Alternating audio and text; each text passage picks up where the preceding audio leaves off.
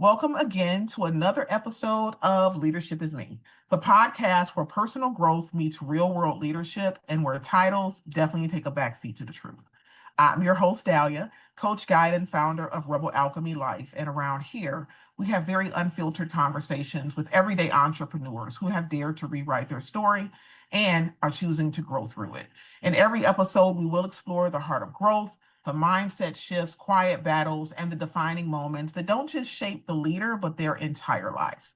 So if you are building a business, rebuilding yourself, or again, simply looking to be with more authenticity, you have found your people. So let's hop in. So today I am talking with Rick Holcomb Jr., aka Maestro the Creative. He is the founder of Innovative Media ATL LLC. And I'm going to let him obviously dive in and tell you who he is, but his tagline is so interesting. It's just visual solutions for businesses and events. And as a visual person, that speaks to my soul. So, hello, Rick. How are you today? I'm doing good. I'm blessed. I'm blessed. You just take the next 30 seconds before I start picking your brain and Uh-huh. just tell people who you are and what it is that you do. Yeah, my name is Rick, but most people know me as Maestro because I ran a record label back home called Symphony Entertainment, and I was a rapper for 12 years. I did that before I ever picked up a camera. But I picked up a camera in 2014 as a way to make money. Um, I was having trouble getting a job, so I was trying to create a job for myself. You know what I'm saying? So I picked up the camera, and it took me to places that I never thought I would be. I met mayors, millionaires. I got hired by everyone. You feel me? And so I turned it to a business, which later on turned into Innovative Media, ATL.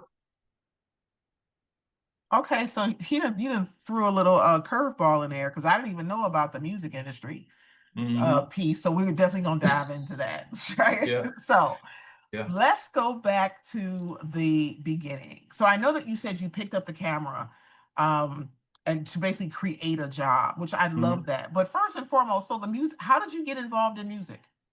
I started writing songs when I was like 17. So I started my first record label when I was 20 years old, Game Faith, no Symphony Entertainment LLC. And I was trying to just sign artists in the neighborhood. And I signed 5 artists at age 20. And since my label was called Symphony Entertainment, I just called myself Maestro and I started rapping too. You feel me? So I ended up performing and over the next 6 years, I had ran 2 record labels and managed 12 artists. I got 2 songs on the radio. And that's originally why I came to Atlanta, you know what I'm saying, as a rapper. But it's cost a lot to rebuild a fan base after you had a fan base in Indiana for 12 years to rebuild it in Atlanta takes a lot of money. So when I came, I was like, if I don't can't rebuild my fan base, I'm gonna start a business. So that's what happened. So where did your love for music come from? Um, as a kid, I actually went through a lot of depression. I was sheltered, so my only escape was the music. It kept me alive. I was suicidal when I was 17. My parents didn't allow me to listen to really no music that wasn't gospel, but for some reason they gave me a Michael Jackson CD, and that got me through my depression. They gave me Thriller for Christmas, and that was the first time I heard music that wasn't gospel at age 17. And since then, I've been in love with music.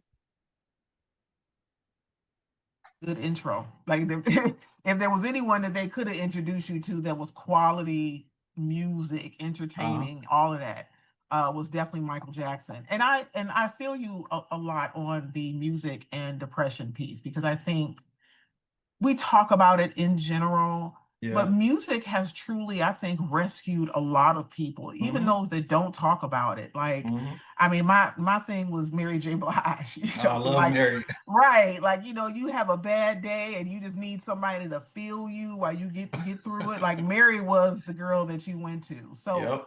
and it's still today. It's yeah, obviously there's many other artists out here, but I think a lot of people can relate to the fact that music speaks to them. So Yeah. you got introduced to Michael, it took off from there. So something had to change about either how you were thinking, how you Mhm. felt about yourself, in order for you to even make that shift, correct? Yes, yes. It gave me confidence and it showed me it was more to life than this church. You know what I'm saying? I was that sheltered. I didn't even know nothing about the world outside of the church world. So those songs let me see like all these other ideas out here, other people saying other things. And when I moved out, I started to explore that. And I bought a microphone, I bought some software, taught myself how to engineer around 19. When then I got my LLC for my record label. And I was like, this is what I want to do. I want to inspire people like Michael Jackson inspired me. I was like, that was powerful. I was like, that CD got me out of depression. I was like, I probably can make something to get other people through whatever. You know what I'm saying? So that was kind of the lane that it created for me. So yeah. So what was it like being so young? Because most people aren't even thinking about being an entrepreneur or starting something of that size as a teenager. Like most people are kind of like stumbling into it after they've hit corporate America and had PTSD, and then they're like, you know Right. what, I can't do this. So what was that like being that age, trying to start something? Did you have a support system? Were you building it alone? Now I didn't have no support system. What happened when I was like, I think around 18, I discovered Jay-Z. You feel me? And I started listening. I heard him say he started a record label on his own. And I was like, oh, so you can just do it yourself. You don't got to wait for somebody to find you. You can just make your own. And I was like, that's what I want to do. You know what I'm saying? That's what I want to do. So I started my record label, my first record label, signed 5 dudes. And I was making their beats, I was mixing their vocals, and putting out my own songs, selling them out the trunk. Oh, so you really did have the Jay-Z story. Just pop up and Yep. Yep. although, like I said, especially at that age. So how did you so talk to me about um you mentioned it's challenging going from where you had like I would say a fan base Hmm. into Atlanta. So what was that transition like? Like why did you transition to Atlanta, if you don't mind me picking your brain? Well, the people that was working with me at the radio station, they told me they did all they could do for me. I had performed pretty much in every place in Indiana. Like I traveled the whole state of Indiana performing, and the radio station said you're gonna have to move to a bigger market. I was like, that's like you're not gonna get any farther here. And I was like, wow, you know what I'm saying? But my fan base was my family, my cousins, my friends from school. So it was like, man, it's like you have to just try to rebuild it in Atlanta. But and I brought all the money I had, but it wasn't enough. Yeah, it wasn't enough.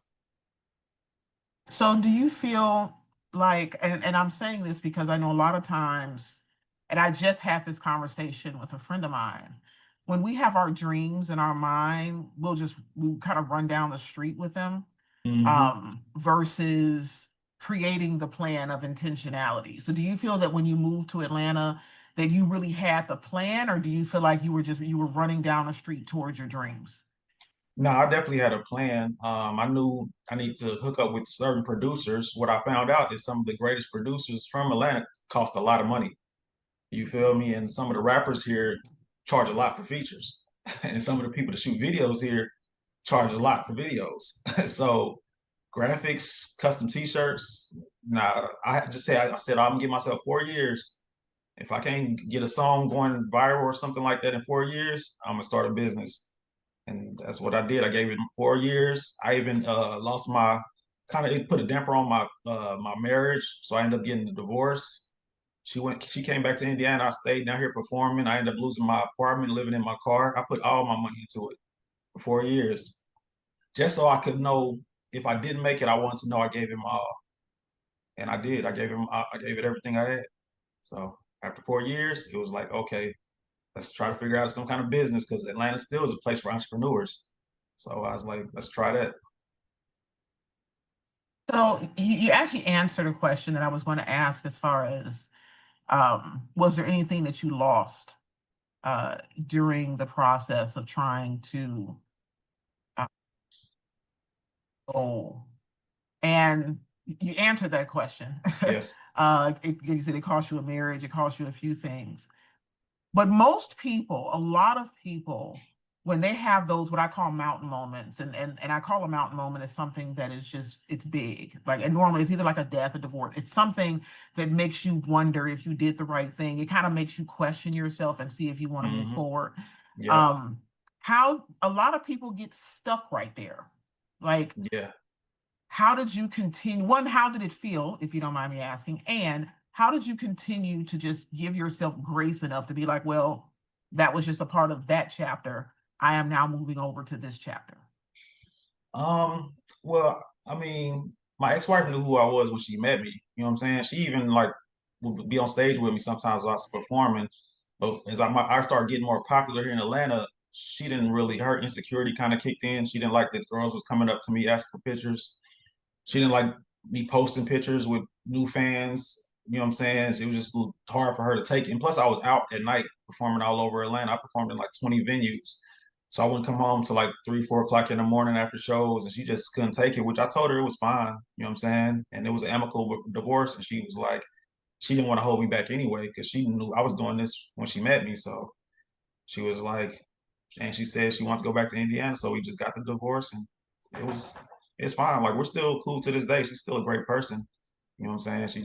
She just didn't think it was gonna come with that much stuff. You know what I'm saying? It's a little bit more than she was ready for, which I get. You know what I'm saying? I get it.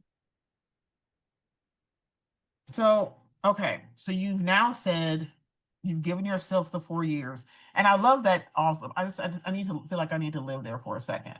I love that you gave yourself a window of time.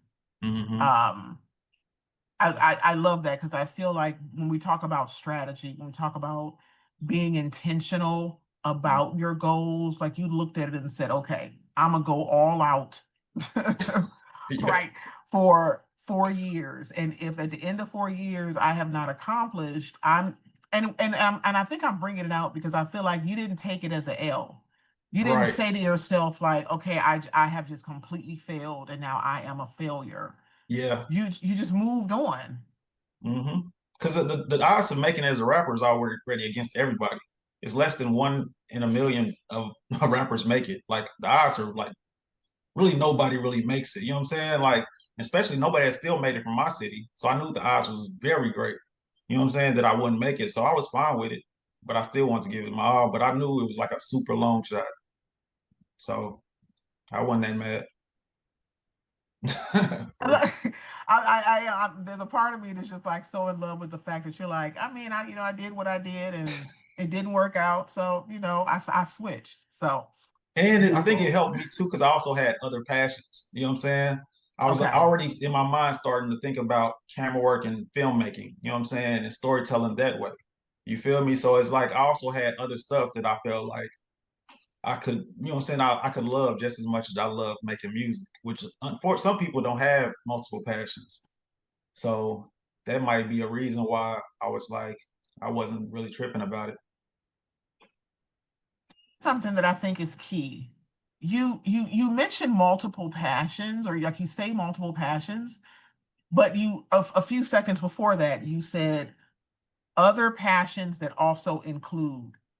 So it was like you transferred over. It Hmm. was like music was not the only passion, it was not the only outlet for you to express yourself, for you Hmm. to, you said find joy. Like you took what it is that you actually liked Hmm. and found another place where you could still flourish and feed yourself. Yeah, And I think exactly. that's again, I think that's key because as you said, there are people that we take everything and we just put it in one basket. And it's like if this Yeah. basket does not float, Yeah. it just we're not floating. When the truth is, my mother used to always say there's more than one way to skin a cat.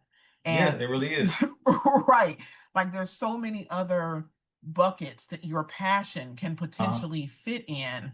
Um, that was very mature and I think just very cool way to look at it. As you said, it's all and it kept you from I think potentially returning to a place that you got out of, that music helped bring you out of. and if you think about it, if you want to be in a music game, you don't have to be a rapper. You know what I'm saying? I make way much more money shooting videos of rappers than I did ever as a rapper.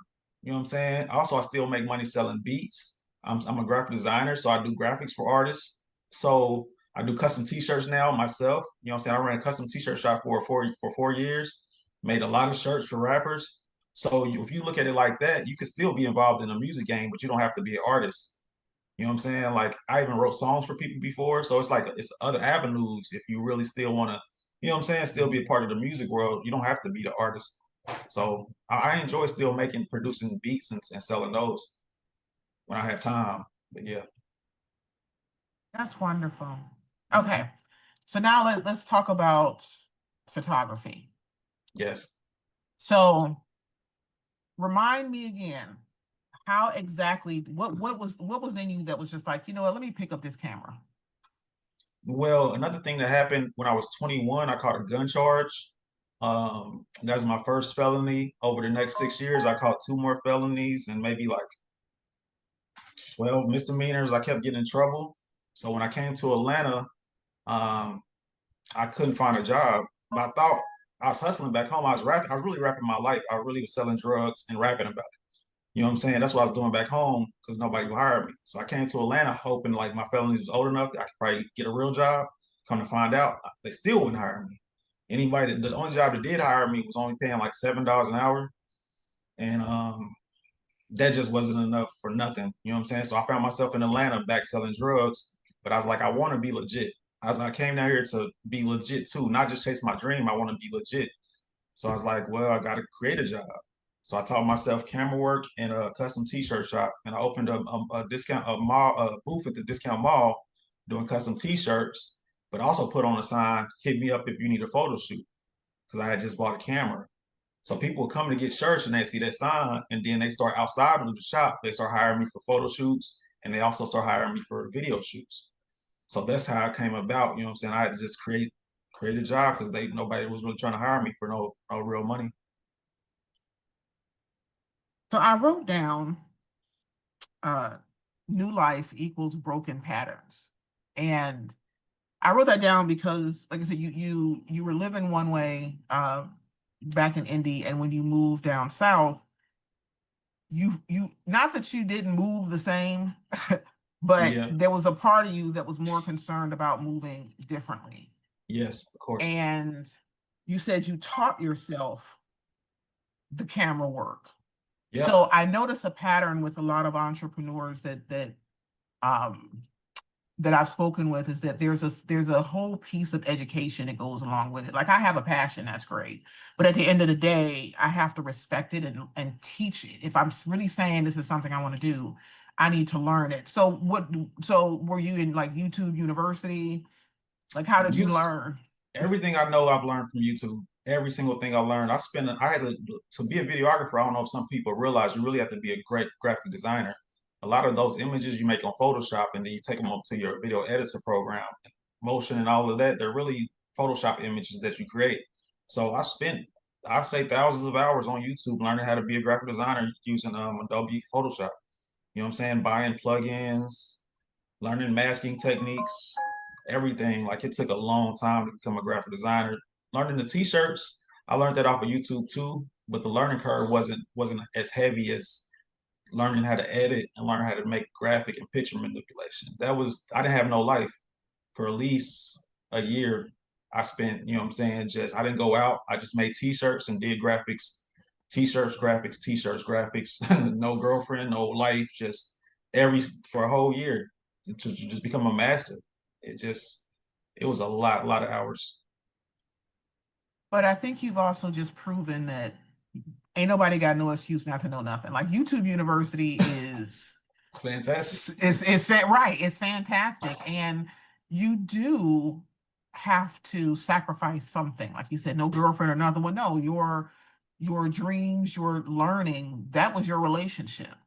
And I think a lot of times people feel like, well, I either I just don't know, so I cannot do, Yeah, or it doesn't come naturally to me, so therefore I cannot do. But you literally right. said you gave up a year of your life Yeah. just to be able to do and reap the rewards of Mhm. that. Now, that's so cool. Yep. That's so cool. I also like the fact that you said you did double advertising. I did. Well, you didn't say it like that, but you said you had the t-shirt shop, but then you also were advertising in the t-shirt shop that if Oh they yeah. needed video, right, that if they needed videos. And again, I'm bringing stuff up like that because, like I said, one, you did not limit yourself. You did not Right. put yourself in a box, and you kept the door open for other opportunities, even Right. while you were doing something. And I Mhm. think that's key. So was that something? So that hustle mindset, and that's what I'm gonna affect. What's what I'm looking for? Affectionately name it today, if I Okay. could talk. Um, was that something that you saw? growing up, and or was it just like it's just in It you? was it was kind of natural. I noticed it when I was like 14. I just got a job at McDonald's, but I also would sell pens and pencils at school, but I also would sell candy at school. And if I didn't work at McDonald's when I got off school, I would rake neighbors' yards for $20 or shovel snow for 20 or cut their grass for 20. So I've had multiple incomes since I was 14. I didn't really see it. Nobody else doing it. I just was like, I like nice things. I like to wear nice shoes. I want to at least have nice clothes, nice shirts. I always wanted to, you know what I'm saying? And my parents wasn't buying it. They told me a long time ago. So when I turned 14, I was like, I want to work. And it's like, well, go put it in job application at McDonald's. And I did, and they hired me. So yeah. So, with everything that you have gone through, do you ever suffer from imposter syndrome? No. I heard Charlamagne the guy talking about that.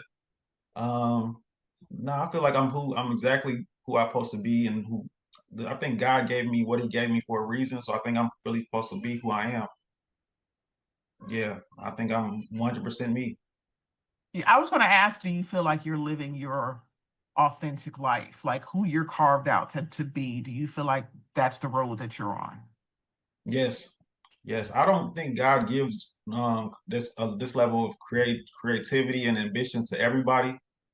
So I try to use it to inspire other people. You know what I'm saying? I think, you know what I'm saying, too much is given, much is required. You know what I'm saying? So I reach a lot of people through everything I do reaches a lot. So I try to give them something that they can help them get to the next level with. You know what I'm saying? I think it's my assignment. Make you feel? You said what? How does doing that and being that person make you feel? It makes me feel good. You know what I'm saying? Like I'm like I was a suicidal teen. You know what I'm saying? Like my I was trying to figure out ways to kill myself at 17. So everything after that has been a blessing. You feel me? So I feel like, and then you know what I'm saying, I've accrued a nice amount of wealth, and so I was like, it's like I feel like it's my job to try to bless others. You know what I'm saying? I don't know. It just makes me feel fulfilled. That's the word I would use. I feel fulfilled when somebody tells me like, "Oh, this film really helped me with my situation," or "This song, I cry when I hear this song you made." Like, I feel fulfilled in my purpose when I hear those things. So it's cool. In another podcast, I was sharing with them that a lot of times people that have gone through really dark moments, when Mhm. we give back, it'll never remove the sting of whatever it is that we went through, but it softens it. It almost Yeah, like it makes it feel like, okay, there was a reason. It's like a little bit of a, I don't know if a reminder or a different type of seed planted yeah, that, what you went through was for something else, or, it's hmm not as hard. Do you feel that way? yeah. I feel like it definitely is, and I think some people like they don't realize how life could be if they can just get through this hard thing. You know what I'm saying? And a lot of people end up taking their life anyway. You know what I'm saying? And I'll be like, man, but they don't know if they could have made it through that. Because that's what I think. I was like, if I could go tell the old me, like, bro, you gonna have a fantastic life in 20 years if you just stay alive. You feel me? But I don't know. It's life is hard. You know what I'm saying? And everybody, I don't know. I just feel like everybody can't handle it sometimes. Is one of the most heartfelt songs you've ever written? Um, I love you, Daddy. I love you, Mama. And my father never listened to it. He never listened to any of my music, and he just passed away a year ago. But I got my mother to listen to it because they didn't like the fact that I wanted to be a rapper. They were church folks. So in that song, I forgave them and told them I still love them. You know what I'm saying? When I moved out, I didn't speak to them for almost 5 years because I felt like they just raised me too hard. You know what I'm saying? So, but I forgave them in that song, and that's still my most streamed song. And I wrote that when I was like 21 or 22 or something, and I put out 15 mixtapes, and I'm about to put out my last and final fifth album. But that's still my most streamed song. And a lot of people, you know what I'm saying, they just, I don't know, they just like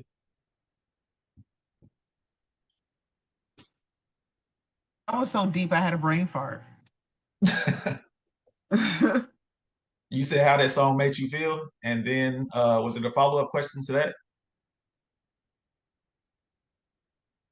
I'll edit it out. What was I gonna say? because I got caught up in what you were saying. I truly did get caught up in what you were saying. Because I can resonate with it. I mean, maybe I'll just leave all this in there, and I'm probably caught up in it because I can resonate with it.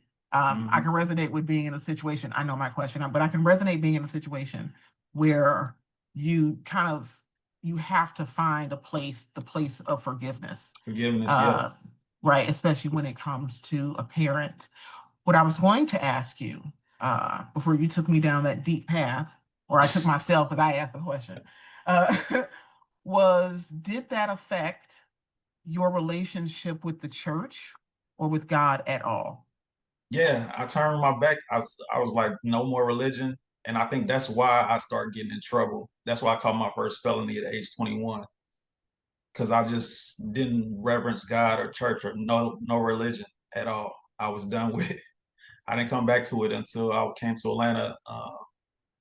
I think I was about to rob. I was actually about to rob a gas station. I was so broke here in Atlanta, and I prayed the night before and said, ask God if you got something better for me. Now's the time to do it. And the next day, a job called me. It was actually that one that only paid $7.25, but it was my first job in Atlanta. So for a whole year, I had just been standing in front of the liquor store selling weed here in Atlanta. But that was my first job after that. So after that, I was like, well, maybe God's still looking out for me. So I started kind of going back to church a little bit down here. There's a church down the street from that gas station. I started going there and basically got back in touch with God and built that relationship back up on my own. Not forced by my parents, but I built it for me. You know what I'm saying? My own relationship.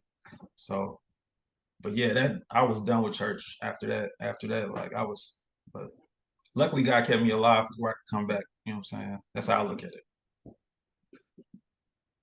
Um, I love the fact that you said, well, what I think is crazy that you were like you literally started going to church right down the street. But I'm chuckling at that because I sometimes feel like God will allow you to see where you could have gone versus where where he has you. Hmm. Um, I know I've had situations where I kind of did a full about face with God, and it's like a breadcrumb. Like it's almost like when he's wooing you back, it's Uh-huh. never overpowering. It's just a little, A little here you subtle. go. Right, it's right. It's real, it's real. It's like he woos you back in, Yeah. almost in a way that you don't even realize it. So what was it like having to repair that relationship? Um, it wasn't hard. I actually got to give my testimony in front of the whole church. I told them what I had just been through, and it brought the whole church to tears. You feel me? It was crazy. But it just reminded them that, you know what I'm saying, God is still in helping people, you know what I'm saying? He's still in the saving business and helping people out. So it was fun. It was fun being back in church. Um, it's fun listening to. They had a nice choir, a very good choir, and I love music. So I was like, I would love. And the preacher, he could preach. Dr. Ripley, he can preach. The choir was fantastic. So I was having a good time. I felt like God had my back now. And then I already had a battle in my back. Thought I could do anything. But now that I was like, if I just keep God first, I know I can do anything. So I just felt at that moment, I felt like limitless. I was like, I can pull off anything now.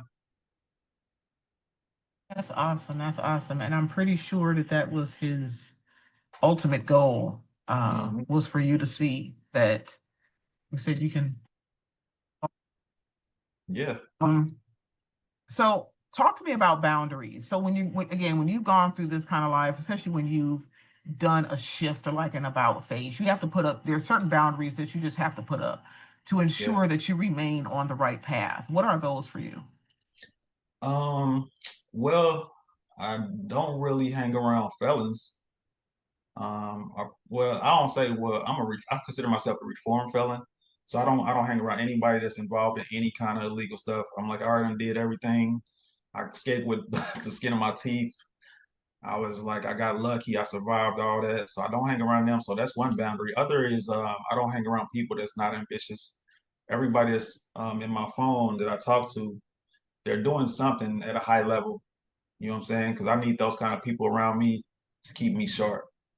So if I just had to cut somebody off that I was cool with for 8 years, but he's living the same life, and I feel like he's doing the same thing, which is nothing for this whole time I've known him.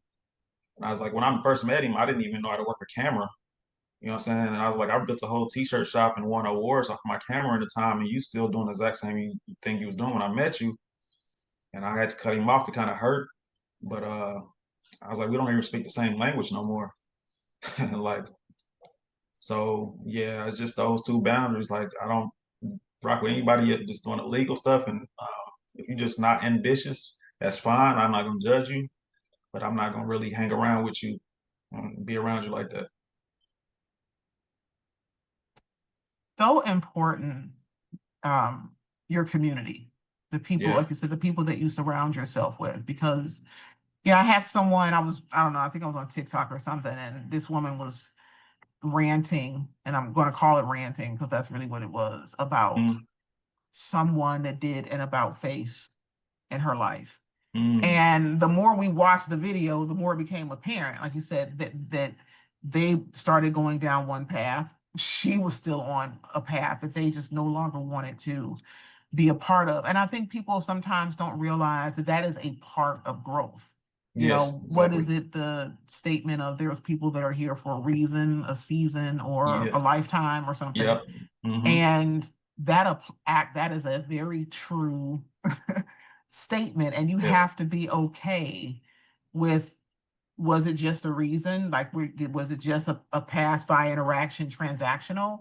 You know, was it a season, or is it truly lifetime? And as you said, and kind of just kind of be okay with whatever, where letting the Yeah. chips kind of fall where they may.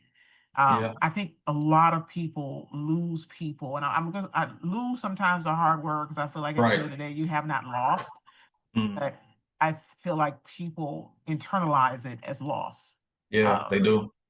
lose people like that. So that's just encouragement for anyone that's, especially in Hmm. a situation where, like you said, you know, you start off one way and you look up and they're still at the red light and you 4 blocks down. It's like right at a certain point, I can't pull your car. Like, Right. you know, you gotta come with me, or stay at the red light, and I can love you for Yeah. where you are, but it doesn't mean Right. that I have to bring you forward.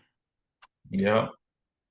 So, what if there's someone watching right now that has a similar story, right? They're coming from one place, they're now completely on the other side of the world. They're trying to be different, but they're discouraged. Like, what would you tell them?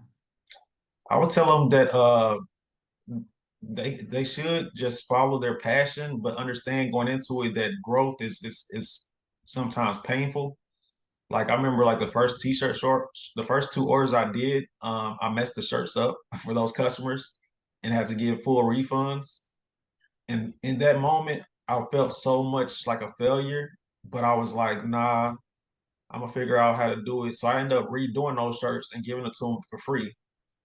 So, but that was painful, you know what I'm saying? Or when I first went to certain video shoots and I didn't realize you needed it, like, for a wedding, I didn't know you needed like 4 battery packs, because I was like, I thought I could just get it done with maybe one. So I learned hard. Luckily, you know what I'm saying, my guy was with me. He had his battery packed and we got through that wedding, but we didn't give the customer exactly what we wanted to give her because I was still kind of new in the game. So that hurt, you know what I'm saying? Because I felt like I looked like kind of foolish to her, like an amateur, which I was. But when you starting off, you're gonna mess up a lot. And I think you need to just take that into consideration. Like, growth can be painful, you know what I'm saying? But no pain, no gain. You feel me? You going to take those hits to get nice with anything.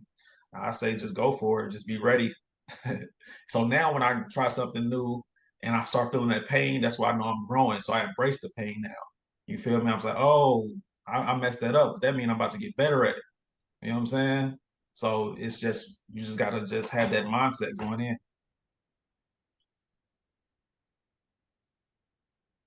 Your journey show up in your work now? I didn't hear your audio cut out. That Sorry, how does your journey, or how does your journey show up in your work? um well, it shows up a lot in my films. The films, the one I just wrote, the one I'm about to put out now, is a story I've heard. I've heard a lot of stories, especially when I was standing on the corner. I used to stand on the corner with selling drugs next to prostitutes, winos, all kind of people just would be out there hustling. I've heard a lot of stories, so a lot of those stories show up in my music and in my film. Like this one is about a crackhead. Well, I knew a crackhead who actually went to a church in Indianapolis and changed his life around. Ended up getting a job, a car, and a wife, and he was the neighborhood crackhead. So he's the inspiration for my new movie called The Sign that I wrote. But this guy, he's an alcoholic, like a severe alcoholic, but he wants to change his life around. And so he's seeking God to see how he can change his life around. But this story is based off of a real story that I've seen with my own eyes in Indianapolis. So that's kind of how stuff shows up. My last short film, Be of Good Cheer, that was about a guy who was going through a divorce and wants to kill himself. But that was based on this dude I used to make songs with. He wants to kill himself when his wife divorced him. So I made a story based on his life. You know what I'm saying? So it's really just interactions that I have with people. And I hear so many good stories. I got like a bunch of well actually it was in my other phone that just turned to a brick. That's what I'm mad about because I had wrote in there all these different stories that I wanted to tell.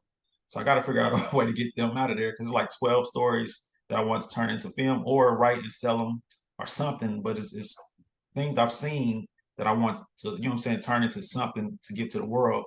But yeah, that's the best way I can explain it how it shows up in my work.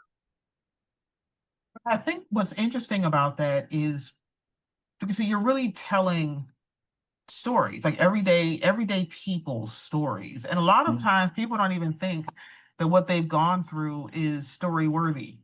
Yeah, And that's, I'm not going to say that's crazy, but that's crazy. yeah, Like, um, yeah, that's crazy. Your story is important, people. hmm That's what I'm struggling to get out. Your story is important, right? it is. Regardless of how, like, there's stuff that has happened to me that I'll talk about haphazardly, and people are like, "What?" And I have to apologize, like, "Oh, I'm sorry, I went through it." So because I went Yeah, through it, I think we lose you. You don't understand the power of your right. own story. It takes someone that's coming from a whole nother scene that's like, Uh-huh. What happened?" You Exactly. know, Yeah, I get that a so you can lot. Anytime understand. I like tell my story, like they be like, "What?" I'll be like, "Yeah, it was crazy, but Right. Like, it's life." so speaking of, you said it's life. What is your life like now? Really just fulfilled. You know what I'm saying? I think I put myself in a position where I have more free time to create, and I try to have good people in my life. I think I weeded out the people who may have been like secretly haters or secretly hoping that I didn't go as far as I went. And I'm surrounded by great energy, and I got a great relationship with God. And I think the future is very bright. People should get their sunglasses because I got a lot of stuff coming, and I think they're gonna love it. So yeah, I'm having a ball, honestly. So just in general, not business wise, do Mhm. you like Atlanta more than Indy? Yeah, because the opportunity and it's more creatives here. You know what I'm saying? I felt kind of isolated because like when you were a person with like real big dreams in that small town, especially in the hood I was in, it was like it wasn't really no real dream chasers. You know what I'm saying? But when I got down here, like I said, I've had the fortune of just having conversations with multimillionaires because they would hire me for a video project. You know what I'm saying? And they poured into me. You know what I'm saying? Not just black people because the Black Mecca, like Chinese people. I had showed a Chinese couple how to start a t-shirt shop from scratch. You know what I'm saying? A lady from Cambodia, she was giving me wisdom.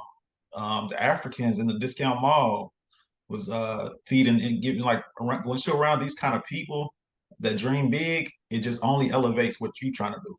You feel me? So yeah, I love it way more. It's night and day for real. I definitely appreciate and understand your sentiment because that's exactly how I feel for Cleveland, Ohio versus Houston, Texas. Yeah. See? It's just it's a different beast. It's a Hmm. different awareness, and it is a society. And like I said, I travel to Atlanta at least 4 times a year, and Hmm. so. that hustle and bustle, the Yep, energy that's in those cities. It's funny to me because sometimes I think the people that are from the cities take it for granted. Like they do. everybody get like, I'm like, no, they don't. Like it's some parts of the United States that is slow, Really slow. very right, very, very, very slow. So It was appreciate what definitely you got. it definitely was a culture shock when I got down here because it was like so many stuff was happening. Like I remember I got on stage to perform, and when I got off the stage, Slim Duncan was in the crowd. You probably don't know him, but he was signed to Waka Flocka and Gucci Mane, one of my favorite rappers. He went on after me, and I'm like, what the hell? I was like, Slim Duncan is just in here. And then I go to the to the liquor store. I saw Rocco at the liquor store, another rapper, and I was like, man, and it's like they would have like showcases for bigger showcases here, and there'd be like famous people in the crowd. I was like, this is crazy. You know what I'm saying? I got to record, I got to perform at Stankonia Studios. I met Big Gip. It's all on my website. I got thousands of pictures. I got to work with Rich Homie Quan, YFN Lucci. They just be just walking around. And if you just moving around, you just end up in rooms. And next thing you know, you meeting somebody that you really, really admire. You know what I'm saying? I love it down here. Love that you said there was a part that stood out to me, and it said if you moving around. Yeah. Like trying to step into entrepreneurship, owning yourself as a leader, you have to be moving around, as you said, right? Like you have to be in the Yep. room. And you have to be willing to be insecure in the room. You have to be willing, as you said, to be the newbie in the room, Yep. but just be in the room. Hmm. And as you said, uh, magical things come from that. Your Yeah. willingness to just be in the room, Yep. regardless. It's not about qualifications. It's not about any of that. It's truly for people that are just willing to be in the room. And I think that's a crazy concept for a lot Hmm. of people. And I also, just from us talking, it does also, I think, influence from where you come from, Yeah. Hmm. because I feel there are parts of the world that just being in the room is enough. Like they'll create the room, just come in the room. And there's some parts that are kind of like a little bit crab in the bucket, where it's Yeah. like you have to get a special invitation to be in a room. Right. So understand that there's plenty of places around here that it ain't about an invitation. It's about who's ever willing to be in the room. And they will Yep. just open up the door for you because you're willing to be there. And that's what they want. Um, And I'll so tell you this, what I used to mhm. do is when I first picked up my camera, nobody was booking me, of course, because I didn't have nothing. So I would really literally just look on Instagram or Facebook and see what was happening and just show up there with my camera. And I would videotape them. And then I was like, hey man, I videotaped you while you was filming, while you was doing that, while you was doing this, or take some pictures. I'm gonna send them to you. I did that for a long time before I think I did that for like 6 months before I got my first paid photo shoot. I just would pop up everywhere and just start filming people and then give them the footage. You know what I'm saying? I just come to a club. If they let me in my camera, I was like, man, I'll just give you some good club footage. You know what I'm saying? You ain't gotta pay me. I just go to an event, networking event, pop up. It didn't matter what it was. I just pop up with the camera and like I belong there. And that's how I started getting recognized and made a whole name for myself just by doing that. And the crazy part is I even went to one of the clubs I used to perform rapping at. And the host was laughing at me. They was like, Maestro, why you not rapping? Why you got that camera? They didn't know I had a 4 year plan. They didn't know I had stopped. You feel me? So they Like laughed I've like, graduated. they like, I what are you doing graduated. here with that camera? And I was like, man, I'm just working, bro. But they didn't think I was really gonna take it. But I won. I got nominated 4 times for videographer of the year. I won in 2019. I was nominated in 17, 18, 19, and 20, and I won one year. So I went hard. I went real hard with the camera. I still do.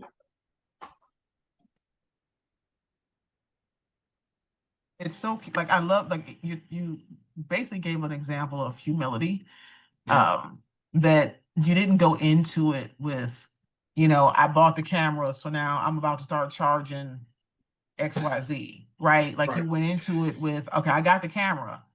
Now let me build a foundation for Uh-huh. people to be able to come to me and charge. And again, just a willingness to be in the room. And I think it's a good thing for people to see and understand that a lot of times in the beginning, it's not the most glamorous. It's At all. you just stepping out there and saying, look, this is what I got. Let me show you what I have. And that's a real old school mentality. I don't know if Um, Today's day and age, it's really like that. I think a lot of Yeah, times people will enter the space with, okay, I got the degree, $200 an hour. Like there's a whole jump, yeah, that people make versus, let me show you what I'm working with, so to speak, yeah. um, and attract people to you. And I feel like Hmm. that's what you did. Like you didn't go out there searching.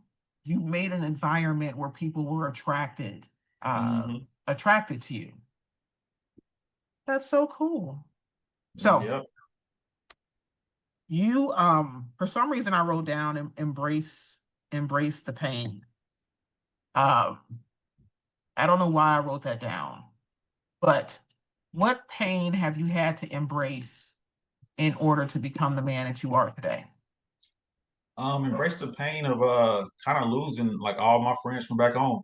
You know what I'm saying? That's probably the thing I carry with the most. And also embracing the pain that my father never he passed away without ever hearing any of my songs. You feel me? Just because Mm. his belief was his belief. He's a pastor. You know what I'm saying? He just wasn't listening to not just me, no rap music ever. He didn't care. You know what I'm saying? And just I think so, certain pains you just gotta embrace it. It is what it is. You can't change it. But I just decided to not let it hinder me. You know what I'm saying? I decided to tell my story. So maybe like when I talk about it a lot in my book about my life comes out in December, and I'm hoping some other pastors read that and don't put so much pressure on their kids. You know what I'm saying? I feel like this kind of story needs to be told so other kids don't maybe go through that, or some parents will look at their kids like maybe I should listen to my kid when he says he's good at something that I don't really like, because he could be one of the best in the world, but you just don't see it. Something that I have always found interesting is when people are unable to see the God in the talent. Yeah. Um, I come from church world. Hmm. I'm not a PK, but I do come from church world, and so I know there were a lot of times that there was judgment around choices that were made or things people were doing. And Right. I used to always have that question in the back of my mind, like, well, where do you think the talent came from? In a way. Now I completely get, there's some stuff going on out here where in one hand people talking about thank you God, and 30 seconds later they on a whole nother planet. I'm Yeah. not talking about that. But I'm Right. talking about just the general talent that some people exude, Hmm. that it has come from someplace. Now how they use it is how they use it. Yeah. But it all still comes from God. Um, so you have lived, actually, let me rephrase that statement. Earlier I said hustle mentality. Hmm. And I just truly, like, I feel like that what you've shown today and what you've talked about today, the things that you went through, the ability to create, not hold yourself back, Hmm. multiple avenues, just put yourself out there and be willing to put yourself out there is truly the hustle mentality. Like, I'm not going to quit. I'm not going to give up. Right. I'm not going to allow this punch, this left hook to hold me down. I'm going, there's something in Yeah. me I'm going to keep fighting to keep going. And that is such an interesting way to look at leadership, because I don't think people mix or would define leader as the hustle, Hmm. but they're Yeah. connected, right? It's connected. Whether you're hustling to be the best manager, so you're like, let me learn what I need to learn, let me get to know my Hmm. people. Whether you're a woman that's hustling to make sure that she can help take care of the home, so you're making sure the kids are good, the husband's good. What it all boils down in some place inside of you that says, not only do I not refuse to give up, we or I am going to keep going. So Hmm. the name of the podcast is Leadership is Me. Right. So, what makes you say that leadership is me? Um. Oh, one more thing I want to tell you earlier that I found out in this journey. A lot of people feel like they're a failure if they don't reach like 1 million clients, but there's still fulfillment in reaching 100 clients or 1,000 clients. What I found is you don't have to be like the biggest in your field to feel the fulfillment from it, if that makes sense. You feel me? Like if you can just touch one person and that person emails you, that's gonna make a difference. And at first when I started, because I did get to a point I got like a 250,000 plays on a song back on MySpace, and I was like, wow, I couldn't believe it. But when I started, I didn't get no plays, but I still was getting like maybe like 5 or 10. But I was excited about them 5 or 10. You know what I'm saying? Just as much as I was about that 250,000 I got later on.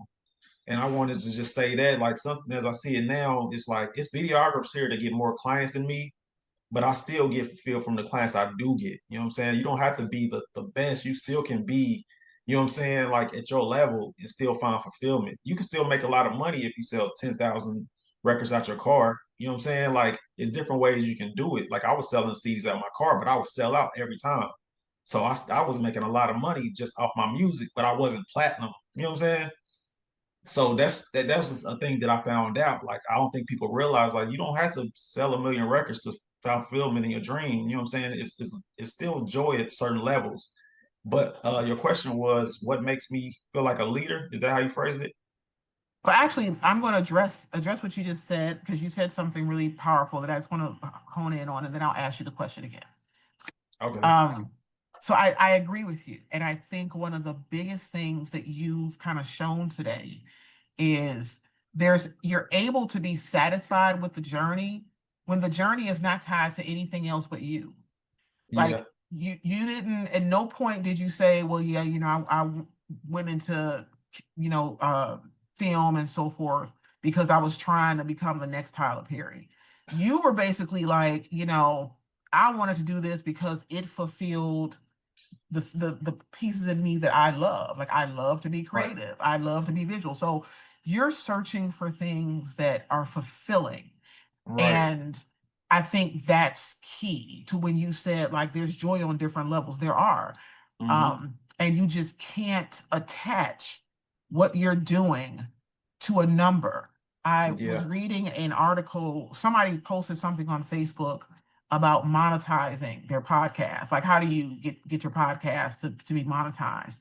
And the very first comment that had the most likes in the thousands was Uh-huh. like, you're saying that you're new to podcasting. If you came into this podcast world simply to monetize, you're Oh, going to have the right. You're going about it all wrong. Like yep. you should be in this podcast because it's something that you love to do. Like they kind of gave their journey of how it like they've been in the game for 10 years, and Mm-hmm. they're like we're just now hitting that place, Mm-hmm. But we did 10 years of just enjoying talking to people, meeting people, learning like whatever their particular niche was. Um, and so, right, so that means you're willing to be there during that long, hard haul. And Yep. one day you'll look up and you got 6-figure followers or seven, Yeah. like whatever that is.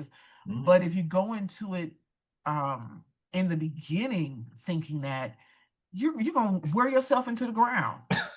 Thanks. Right, right. You're gonna, I Yeah. mean, like if you would have gone in like, okay, I'm going to do this and I don't care how long it take. I need to get to 1 million, whatever. Now, would you have hit 1 million? Who knows? All right.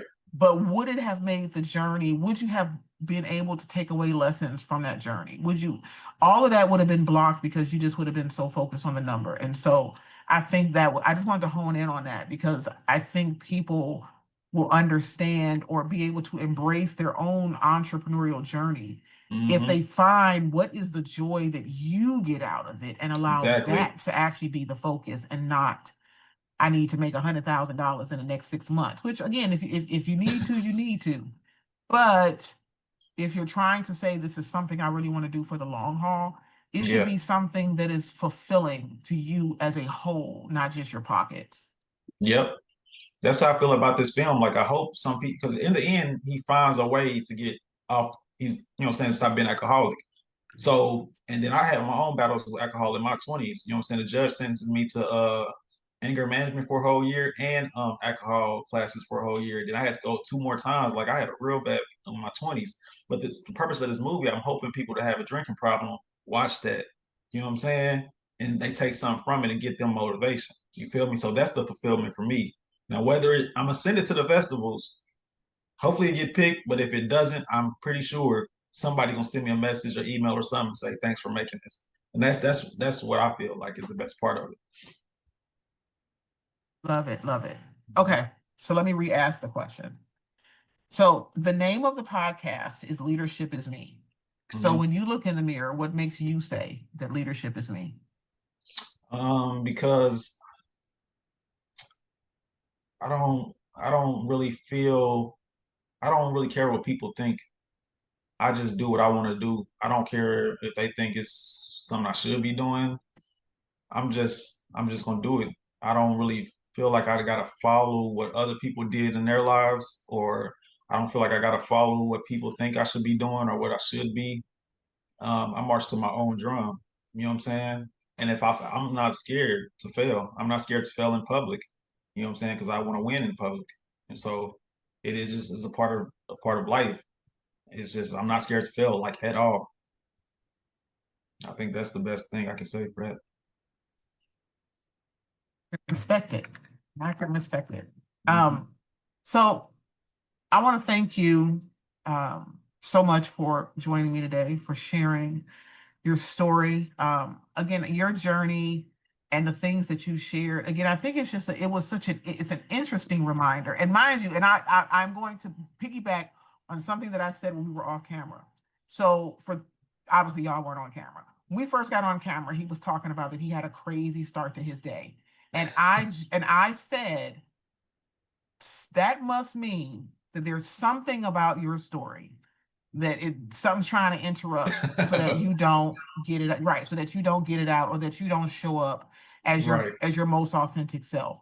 Yep. And what you shared today is honestly something that as many people as I've spoken to on the podcast is a perspective that I just have not seen. I've Hmm. talked to people that have that have gotten over addictions, everything, that have wonderful stories, but I think you gave a image for truly the everyday get it out the mud kind of Yeah. uh entrepreneur, right? Like it Right. wasn't pretty in the beginning, right? Like I had a mindset that wasn't beneficial, and I almost carried the mindset into what we can call affectionately for this the promised land a little bit. Yeah. Like you almost carried it here.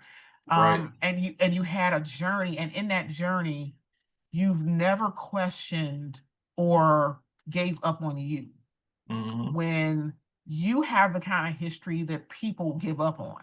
Yeah. You know, it was, you have, like you say, you have a record, you have things going on that people would be like, oh, I just can't Right. because dot. It's hard. Um, right, it's hard. And you chose, again, you just kind of chose to love yourself through it with grace and keep going. And because of that, you're the guy that I'm talking to today. So, like I said, I don't think it's a reminder. I think it's a really good image for people to see that it's not pretty and it does not have to be pretty in Hmm. order for you to make something of yourself, whatever that something is. So before we wrap, where can people find you? And you kind of talked about a few things you have on the horizon, but Okay. what all do you have on the horizon? Most people, you can find me. Everything you need to know is on my website, www.thecreativemaestro.com. But Maestro is spelled Mystro. That's where you'll find my release dates. I got my final and last album. Even though I retired from making music, a lot of stuff happened to me since 2020. And I went back into that mode where, just like when I was younger, I would write my feelings down because I didn't have people to talk to. And I was like, I had to write this stuff down. And they turned into songs. And so I met a producer. My producer gave me a really good deal on some beats. So I'm releasing my final album on my birthday this year, October 19th. It's called The Road to Ill Life. Because when I was 18, I said I wanted to have the illest life possible. And then I started rapping. So this album is titled The Road to Ill Life. It's my final album. My book is coming out for Christmas. I want to put it out for Christmas. It's finished. I'm about to do the audio version soon. My book is called What I Know Now, Winning the War Within. And it's basically me telling my life, and each chapter is a lesson that I feel like people can resonate with. So it's 8 chapters and it's 8 life lessons from each chapter. You know what I'm saying? So I think people enjoyed that. And the short film, I supposed to finalize all my locations this week for my next short film. Once I finalize the locations, I'm gonna hire a crew and do a casting call. This will be my third short film. It's called The Sign, and hopefully that'll be out where people can actually view it by maybe the end of August. But the information on all those things are on my website. Like I said, www.thecreativemaestro.com. Maestro spelled Mystro. So once again, I am just grateful that you chose to share the space with me today. I'm walking away with just a different perspective, and I'm definitely sure there's somebody watching this. I have a feeling somebody got a wake up call, and so that's a good thing. That's always a good thing when you wake Right. up. So. But to every soul that's tuning in, I just want to thank you for being a part of another episode of Leadership is Me. If today's conversation stirred something within you, don't just hold on to it. Share it, sit with it, but most importantly, act on it, right? Because real leadership is not built in a moment. And again, it doesn't always start pretty. It's built in those quiet, everyday choices where intention and growth collide. So if you'd like to share your journey on Leadership is Me, please send me an email at leadershipisme@gmail.com or follow the links on the closing screen. I also will have all of his links on the closing screen as well, so that way you guys know exactly where you can find him. And until next time, as usual, get empowered, stay evolving, but most importantly, execute. Talk to you later. Peace out. Peace out.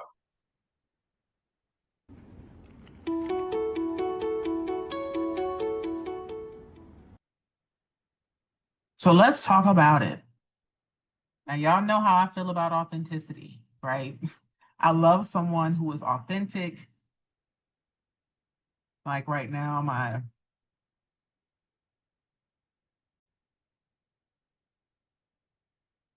let's talk about it.